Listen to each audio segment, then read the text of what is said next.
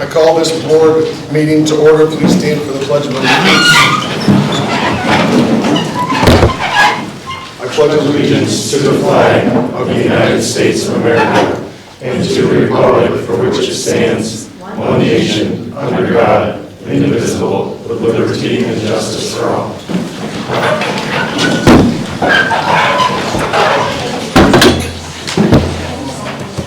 Thank you for joining us this evening. Please be advised in the event of a fire emergency, an alarm will sound. Please note all emergency exits and evacuate well away from the building. At this time, we request everyone please turn your cell phones to silent. Thank you for your cooperation.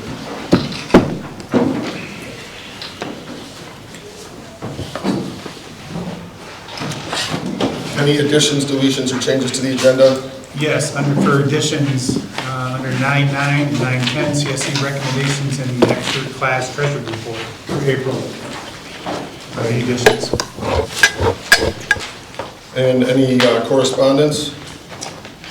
Yes, respect. Oh, I apologize. So can I please have a motion then for the consent agenda 1 through 10? So moved.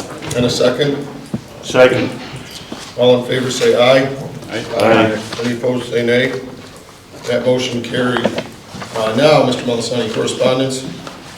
Yes, for correspondence, I provided you the honor roll and high honor roll for marking period 6 for both middle and high school. You can see nearly 3 out of every 4 kids are earning that distinction as honor roll and high honor roll, 74%.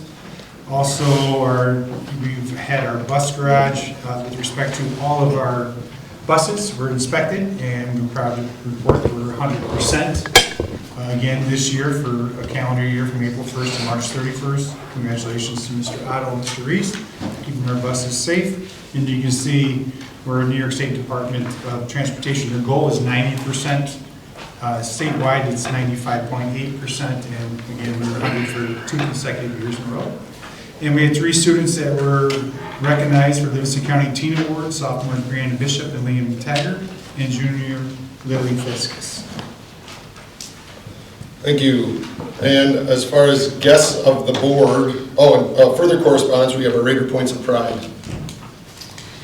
As the flowers bloom and the sun shines brighter, our elementary school is buzzing with exciting spring activities. Our young learners experience the miracle of life as we hatched adorable chicks in our classrooms, fostering a deeper appreciation for nature and the cycle of growth. But that's not all. Our outdoor classroom came alive with the sweet hum of bees as we welcomed a beekeeper, Mr. Ken Luntz, for an educational session. From learning about pollination to understanding the importance of these tiny creatures in our ecosystem, our students were abuzz with curiosity and wonder. And let's not forget Mother's Day. Our school community came together to spread the love and joy of selling beautiful flowers and heartfelt gifts to keep for themselves. It was a delightful way to celebrate the special moms in our lives while supporting the school and thank the 5th grade for a successful fundraising event. Amidst the great energy of spring, we pause to applaud the remarkable efforts of our students during the recently concluded New York State testing. With determination and confidence, each and every student rose to the occasion, showcasing their knowledge and skills. We extend our appreciation to our dedicated teachers and staff who have supported and empowered our students to reach their fullest potential. Together, we have cultivated an environment where every child feels challenged and inspired to excel, while demonstrating their commitment to excellence. Congratulations to our students on their testing triumphs. Your hard work and dedication are truly commendable. On Saturday, April 19th, over 500 jumping students and their parents visited Altitude Trampoline Park in Rochester. PTO once again hosted a memorable event that brought families together to enjoy fun, food, and games. Our community came together to celebrate the joy of movement and play. Our CTE 6 class hosted guest speaker Stacy Waxton, who spoke to the students about careers in interior design. CTE 8 welcomed again our Pizzaland guest speakers Michelle Sisson and Eric Dykstra. Then Joan Johnston from Tompkins Financial came to speak to students about banking and finance as part of the Lunch and Learn series. And Participation in Government hosted guest speaker Lieutenant Dan Brochu from the Rochester Police Department. Congratulations to 16 new National Junior Honor Society members.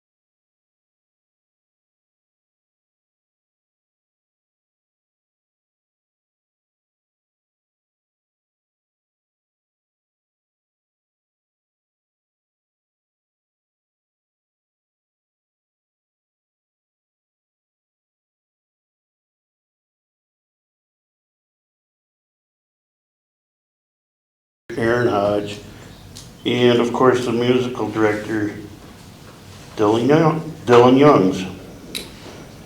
So here are the kids that were on there. Ella Pelletier, Jocelyn Patinella, Brooke Van Dyne, Hannah Harmon, Cheyenne Middleton, Julia Wasilico, Cash Brockenshire, Joanna Hull, Olivia Wasilico, Drake Dykstra, Ryan Murdoch, Justin Sullivan, Macrina Platt, Callan Capitelli, Abby Hunt, Kayla Burns, Tabitha Cole, Allison Morgan, Tambria Macero, Serena Clark, Lillian Decker, and Natalie Schmidt. Thank you, everybody. Congratulations, sir.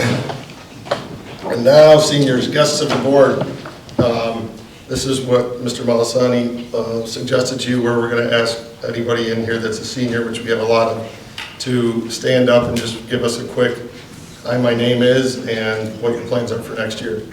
So let's start in the back over here. We'll go across the back. I'm Nadal. Any plans next year, Nate? Play basketball at FLCC. Thank So you. you're gonna go to college and then play basketball? Good to hear, good to hear. Worked on how to say that. Yes. I'm Bella Close here, I'm going to go to RIT. Thank you. What field? Liberal arts. Beautiful. I'm Justin Sullivan. I'm going to UB for civil engineering. I'm Penny Grogan, and I'm going to Niagara University for nursing. I'm Lena Bells, and I'm at Massachusetts University for Animal Behavior Ecology and Conservation. Hi, I'm Brooke Van Dyne. I'm going to go to GCC for journalism. Hi, I'm Tori Cobb. I'm going to Keuka College for early childhood education. Todd Kurtz. I'm going to CP Work to Work. Right. I'm Emma Millard. I'm going to GCC for PT. I'm going to GCC for criminal justice. I'm Joshua Middleton, and I'm going to Canisius for sports medicine. Mackenzie Murray, LPM program at Academia Lucy's.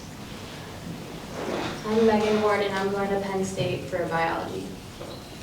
I'm Rachel Richter. I'm going to Damon for nursing. I'm Isabella Packard. I'm going to Northwestern for pre-medicine. I'm Gavin Auger. I'm going to Brockport for computer science. I'm Maxwell Poirier, I'm going to RIT for medical imaging. I'm Albert Johnson, and I'm going for finance. I'm Lorenzo Martel. I'm going to Syracuse for economics. I'm Brendan Fonte. I'm going to United States Military Academy for international relations. I'm Jeremiah Anderson. I'm going to SUNY Geneseo for finance and entrepreneurship. I'm Kaylin Jake. I'm going to Endicott College for marketing, communications, and advertising. I'm Garrett Thompson. I'm going to SUNY Cortland for exercise science.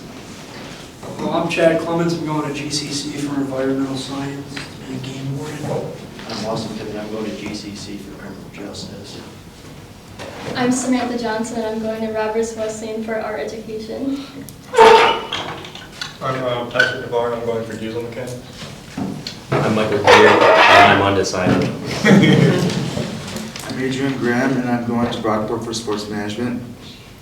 I'm Luke Siegel, and I'm going to Sarah Lawrence College for psychology. Nice. Congratulations, everybody. We do not have one. We do not have any old business.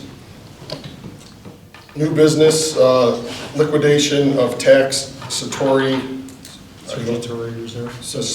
reserve. Whereas the Board of Education, in accordance with Section 3651 of the Education Law, has reviewed the balance in the tax reserve fund and has determined that no amounts are reasonably required to meet anticipated judgments or claims arising out of tax statutory proceedings.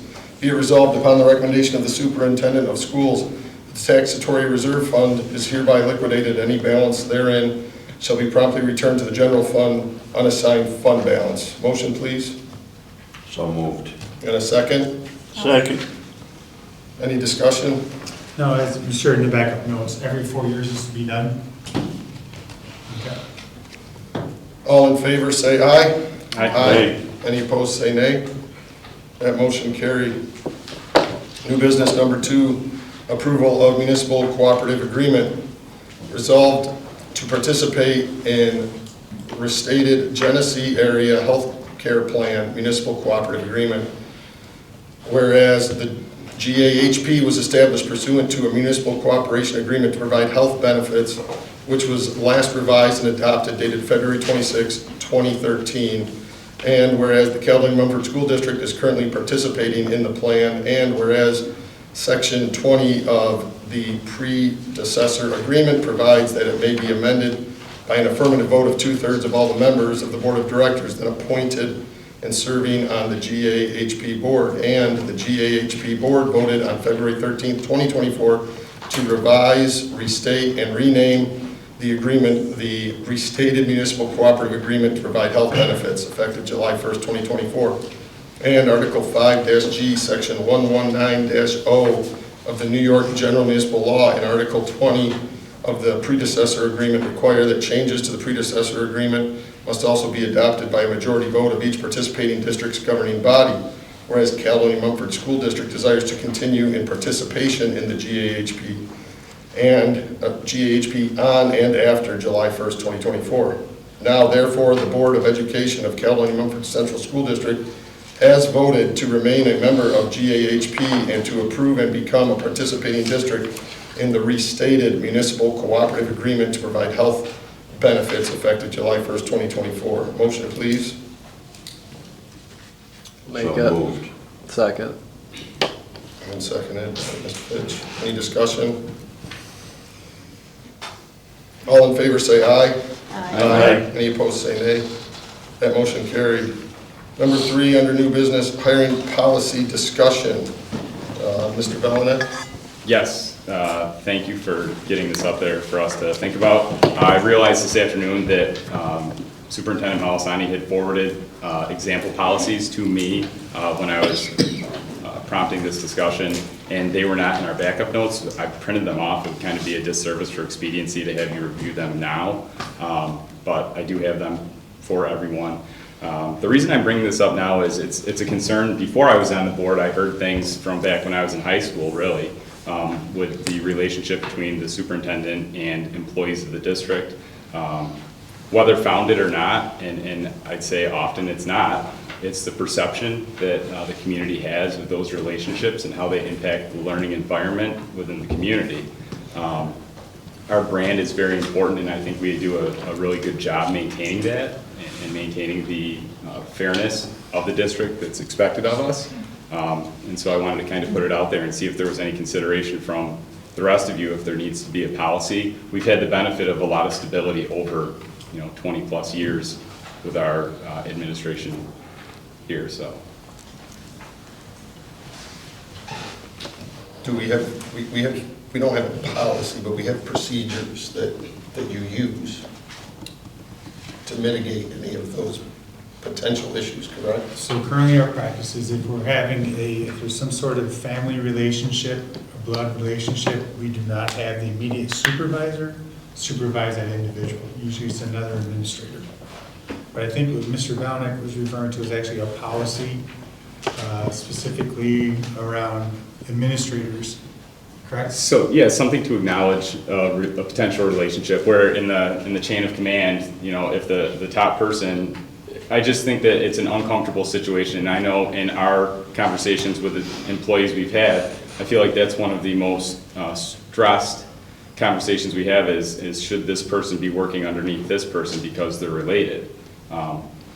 And I don't know if a policy is appropriate or if guidance would be the way to accomplish that. But I know for my service here, that's been a concern of mine in the past. And like you said, we do not currently have any policy on hiring family members. You do as a board. You do not for the administration. Right. There's not a board policy that we're aware of. The Erie County policy has committed to any school district. And they roughly represent at least half, if not more. So there's nothing even to go from. I've shared with the names or the titles of those policies for you. So there is not a policy in New York State that we're aware of that it does exist where administrators cannot hire family members. There is a policy 6211, which is law, states basically as board members, you cannot hire, because ultimately you do the hiring. You cannot hire family members. Or it has to be a 2/3 vote or you abstain. So that's the only policy regarding hiring from the board standpoint. There's nothing in there regarding administration. Well, that's the only policy, not that we do just the bare minimum, but required by the state. Yes, so I did speak with the school attorney. Is within your purview as a board, you have the right to create a policy. It's entirely up to you as a board. So, and Bob, correct me or fill in the blanks if I'm wrong. If we have a family relationship, admin down, and an issue arises, typically we would look to a third party to investigate. So I think to piggyback on what Mike's saying is it doesn't allow us to do our best practice that we would normally do if issues come up. And then is there an additional cost when we have to go to a third party to come in and do an investigation or whatever term you want to use? There is a cost to it, absolutely. So I think, at least something to consider is it best practice for us to, and I think for me, when I'm looking at this in this discussion, it's more of a top-down, if a custodian and a bus driver were related, they don't supervise each other, they're not in control of their career paths per se, it's more of an admin overseeing a family member, that's where the conflict is going to happen. And then to piggyback on some of maybe the discussions Mike might be referencing, then maybe also the staff around those individuals may not be able to operate how they feel they should be able to because of those relationships. And I think it's worth exploring and discussing at the very least, because it provides a buffer of support for both the administrator and the employee. Is there an instance where there is an administrator supervising someone that's related currently? So I asked Bob about this, and we decided not to talk about specific individuals. Yeah. Is there a reason, in your opinion, Bob, why such policy does not exist in the state of New York? Well, when I say state of New York, please don't preface with Erie one process. That's fine. All right, so NISBA also creates policies, and some of your larger schools actually have attorneys that create policies. So my gut tells me, again, my gut tells me that you want to hire the best person. So if my wife, for instance, was the best high school principal, and we had the opportunity to hire her, and she was the best person, then you go through our hiring process. As a superintendent, I probably would not hire her, but as a building principal, if I had two principals that were in the same unit, I would hire the best candidate. I think our kids deserve the best person. So as a superintendent, I would never hire a family member just because I wouldn't want that for the individual. But to me, I want to hire the best. I think common sense usually dictates, depending on what each individual situation might entail. That being said, I personally don't see any reason to do anything any different than we do right now, because we have something that is not broken. So I don't see any need to spend time trying to fix it. So I guess, Bob, with your example, you hire your wife, and we're just hypothetical, sure, as a principal.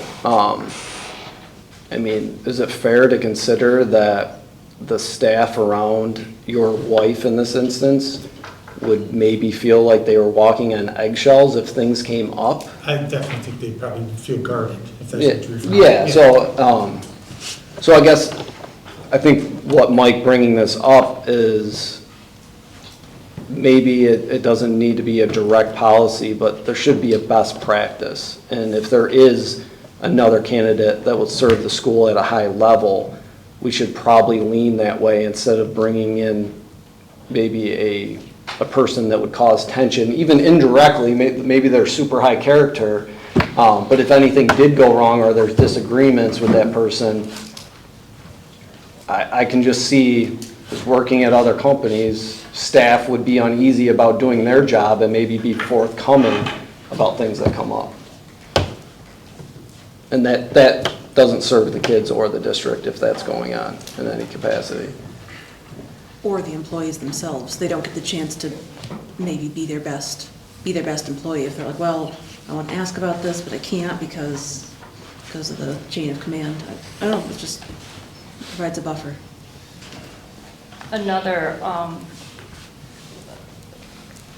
way to consider it as well is that I think we don't have the luxury in our small community to always have big pools of candidates for positions. And so, like, we as a small district, other small districts see, there is a lot of this, where there's people that are related working together alongside, whether there's a supervisory role in that or not.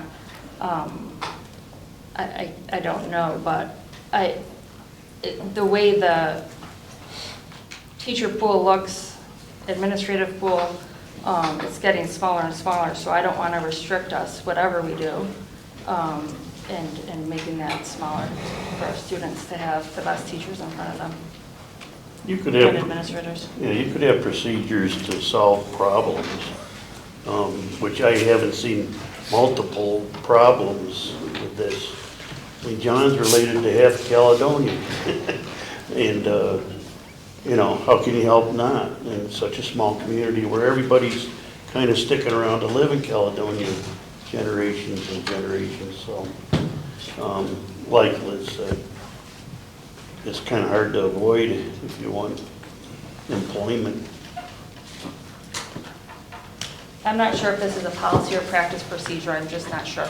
Yeah, and I mean, I feel like as a group, we're accomplished enough at talking those things through where I feel like, you know, reading through the sample policies, I feel like we can probably put our own spin on what we feel is appropriate, because like John said, I don't think anything is broken. I just think best practices could be looked at. I know, you know, in my short term here, there have been a couple situations where, you know, someone is on the agenda or a topic is on the agenda and you almost, sure, we have the ultimate say, but that person's already been, hey, pending board approval, you know, you'll have this position, and that kind of puts it on us where it's, you know, that's a hard thing to say no to if they're qualified. Definitely. Whereas if there was a best practices in place, you know, we could lean on that and say, well, best practice dictates, you know, this isn't really so much our decision, we're not saying no to you as a person, but as a district practice, we discourage this. Mr. Malasani, I'm going to put you on the spot. Please do. Do you think our district has, the list you provided us of where these relationships occurred, do you feel like that's a pretty accurate list of current and past? The updated list I gave you, Yes. not in the backup notes. I've added a lot more to that. As we know, there's one others that I do know of in terms of family relationship, but they were hired at different times, and neither one had the autonomy to hire. Right, so it was a different administrator hiring. So there's at least one more of the list that I shared with you. Do you believe that to be sort of an accurate representation of what other small school districts are seeing in terms of percentages? Never asked, but I would, my That's why assumption would be that's why I'm putting you on probably, the spot. yeah, my assumption would be probably something very similar. But again, it would only be assumption, I never asked. And I bring this up also acknowledging that a lot of those relationships are kind of key to the fabric of our school district. Like, you know, husbands and wives work here, a husband will drive a bus and, you know, like I think we have a very good thing. We have a good place to work. And with the upcoming changes, I'd like to make sure that we are maintaining those standards, definitely. So you want to mitigate any negatives that come from that, but there's also positives. So we need to just, want to make sure that. Yeah. That's where I worry about policy. So policy can be very prescriptive. Right. Your administrator sets procedures based on our policy. So if we decide that it goes to the policy committee, I just would say it can't be real prescriptive. and then it might not do what you want it to do. It So, might do a little something. yeah. And again, it's only when authority comes into play is where I see the major conflict here. Like I said, when you're going across level tiers where people are related, but they're on the same level and they don't have,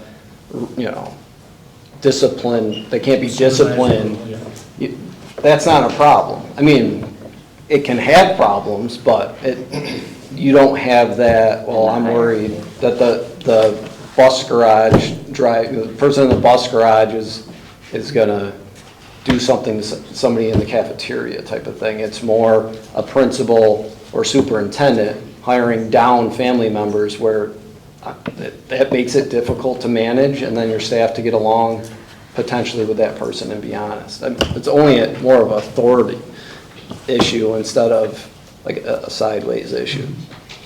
Sideways is, it's the key adjective to this entire conversation, the discussion that we just had. So to move the topic along, it's not a vote, it's more of a head shake nod here. Do we want this? Is there a desire for it to go to the policy committee for a recommendation or not? No. I would say no. I'm not saying it doesn't need to, but I think there's more work to be done. I think procedurally, there's stuff that we can do and put in place potentially.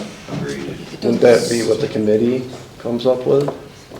So procedurally, just so we're using the same terminology, you're referring to regulations. So administrative regulations are created by myself through the board policy.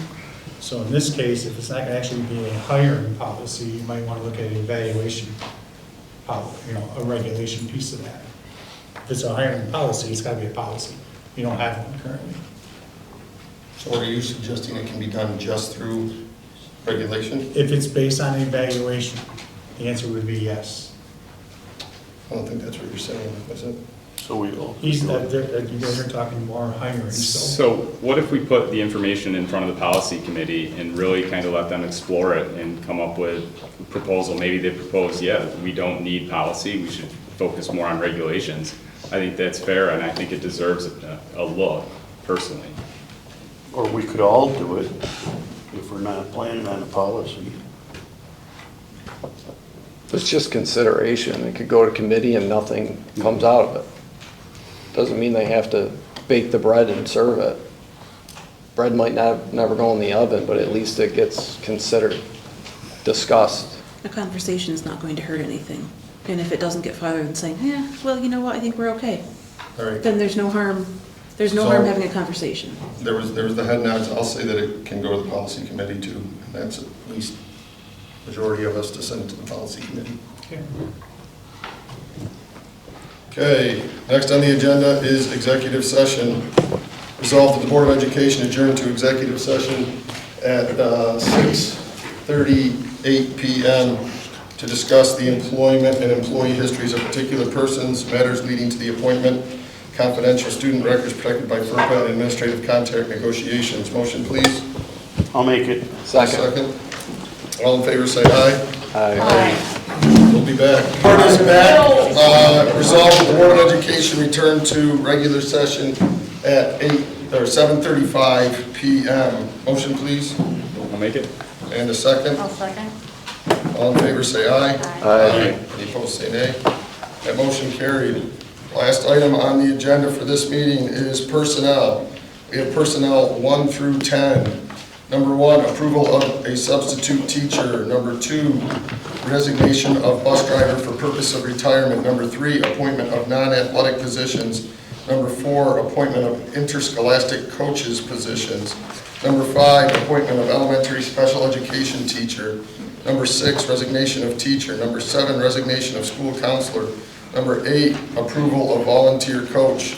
Number 9, revision to appointment of special education teacher. And number 10, a leave of absence.